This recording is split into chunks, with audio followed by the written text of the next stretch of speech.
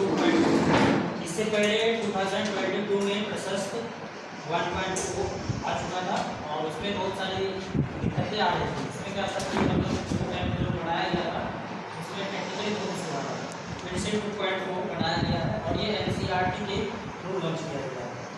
इसमें मेन इसका जो बेसिक जो रीज़न है उसको इस कारण से बनाया गया है कि जो स्कूल में जितने भी बच्चे होते हैं उनको आइडेंटिफाई किया जा सके, क्योंकि क्लास में बहुत तरह के बच्चे होते हैं, उसमें से कुछ डिसेबल भी बच्चे होते हैं, डिसेबिलिटी भी कई तरह के होते हैं, कुछ हमें दिखता है विजुअल, कुछ इनविजिबल, कुछ दिखाई नहीं देता है, तो उसकी स्क्रीनिंग के लिए मेनली इसको बनाया गया है।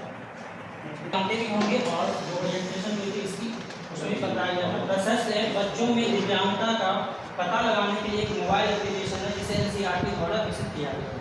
यह आपके स्कूलों में शिक्षकों को अलग अलग तरह की दिव्यांगताओं की प्रारंभिक स्क्रीनिंग करने में मदद करता है ताकि जरूरतमंद बच्चों को समय पर पहचाना जा सके और उन्हें उपयुक्त सहायता मिल सके, वो इन चीज़ों से वंचित ना हो, क्योंकि उनका भी ये हक है। इसकी जो मेन पॉइंट है, बच्चों में दिव्यांगताओं की प्रारंभिक पहचान करना और समग्र शिक्षा पहल के तहत उन्हें सही संसाधन रिसोर्स को उपलब्ध कराना, और इसने बनाया है तो जैसा कि मैंने बताया NCERT के द्वारा लॉन्च किया गया है। और जो इसका उपयोगिता कौन है, टीचर्स, जो टीचर्स है, फिर स्पेशल एजुकेटर है, जो इसका उपयोग करके बच्चों को इसे सहायता देंगे। शिक्षक इस ऐप के माध्यम से छात्रों में दृश्य और अदृश्य, जैसा कि मैंने बताया विजुअल और इनविजुअल जो भी है दिव्यांगता, उसकी जांच कर सकेंगे। ऐप में विभिन्न, जैसे कि आपने देखा होगा कि ये जो दिव्यांगता का प्रकार है RPWP एक्ट 2016 एक्ट, उसके अंतर्गत जो है 91 टाइप्स के डिसेबिलिटी है, तो उसकी जो है पहचान कर पाएंगे।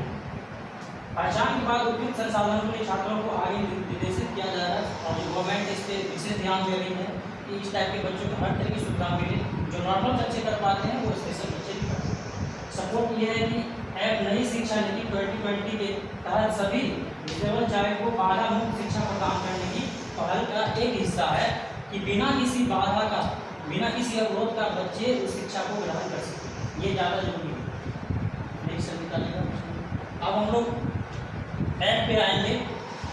जैसा कि अगर मैं स्पेशली क्लास टीचर का बात करूँ तो क्लास टीचर को जो है क्लास असाइन कर दिया गया प्रिंसिपल सर के थ्रू, और केवल उनके ऐप में ये वाली ऑप्शन ये फोल्डर जो फ्रंट वाला है ये ओपन करेंगे। अभी आप अभी सारे लोग ओपन करेंगे, क्लास टीचर सबको ओपन करना है।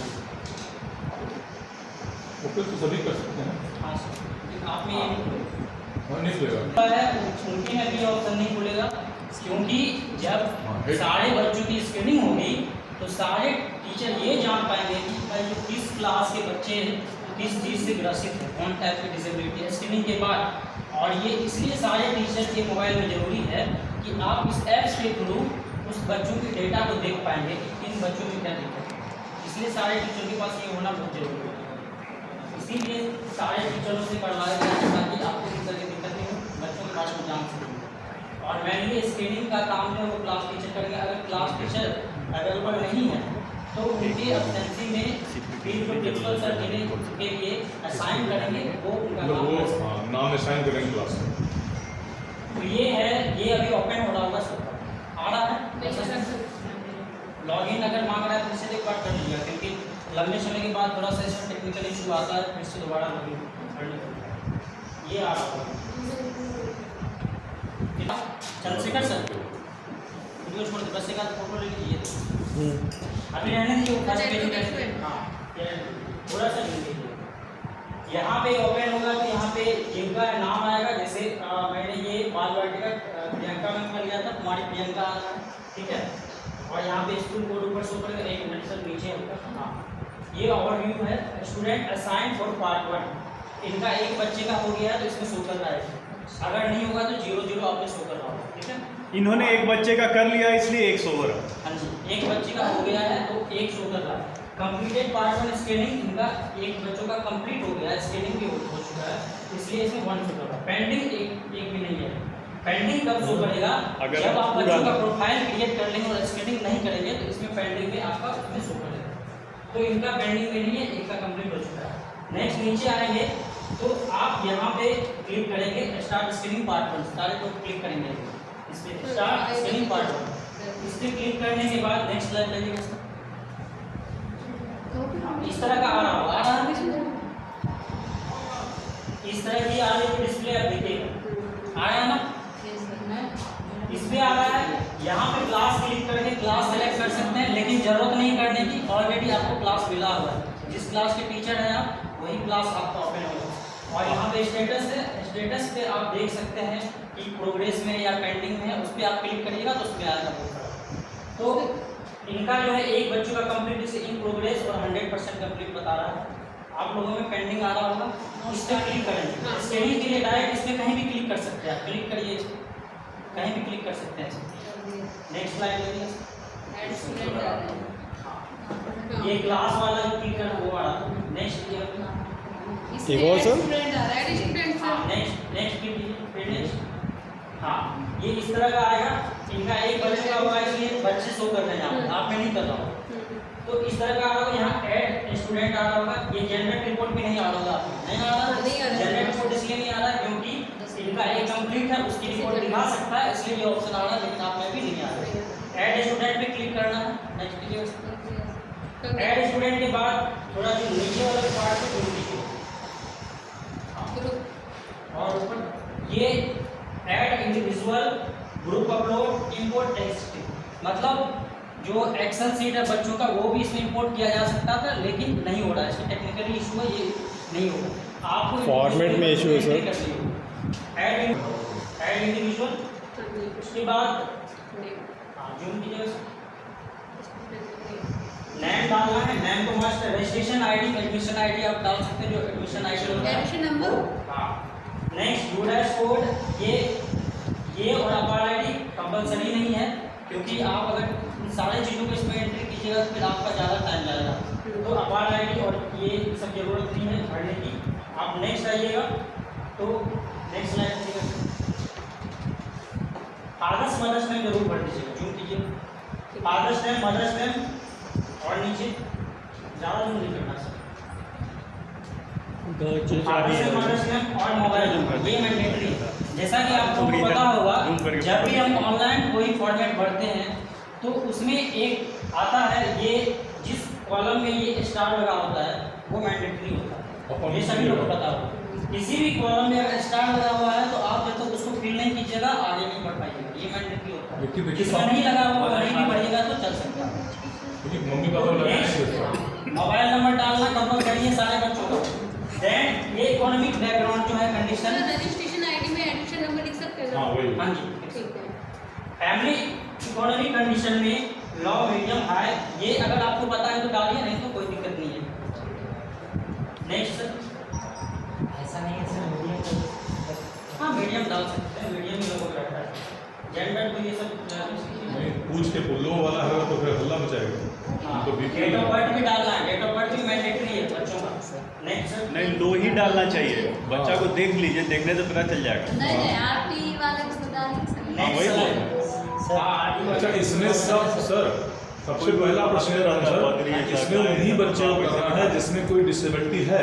नहीं, सबका सारे बच्चों की होगी सर, सबका होगा, all students sir, all student, चाहे है या नहीं है। उसके बाद जब आप करके सेव कर लेंगे प्रोफाइल तो इस तरह का ये डिस्प्ले खुलेगा आपका। और एक बात आप ध्यान देंगे, बच्चों की जो प्रोफाइल क्रिएट होगी वो एडिटेबल है, मतलब आप उसको एडिट कर सकते हैं, ठीक है। बच्चों की प्रोफाइल केवल एडिट होगी, स्क्रीनिंग नहीं। प्रोफाइल पहले क्रिएट होती है, फिर बाद में स्क्रीनिंग होती है। प्रोफाइल क्रिएट करने का 1 मिनट से नीचे यहाँ एडिट प्रोफाइल का ऑप्शन आ रहा है, और ये रिमूव स्टूडेंट है, गलती से कोई कुछ हो गया तो उसको आप स्टूडेंट को रिमूव कर सकते हैं, बाद में फिर ऐड कर सकते हैं। सर, इस तरह का ये सर जैसे मानते हैं हम स्क्रीनिंग कर रहे हैं, ठीक है ना, गलत हो गया, अब बच्चे को भी हटा दें तो वो हट जाएगी स्क्रीनिंग।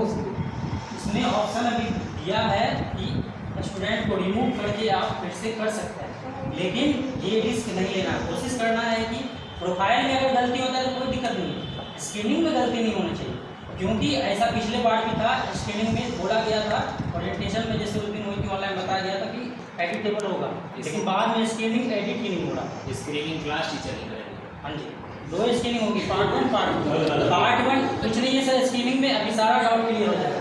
पार्ट 1 स्क्रीनिंग कंप्लीट होने के बाद पार्ट 2 जो बचेगा जी सर। सारे क्लास बढ़िया। कंप्लीट कर ये देंगे। कंप्लीट और कर मेन दें। उसी का ही है।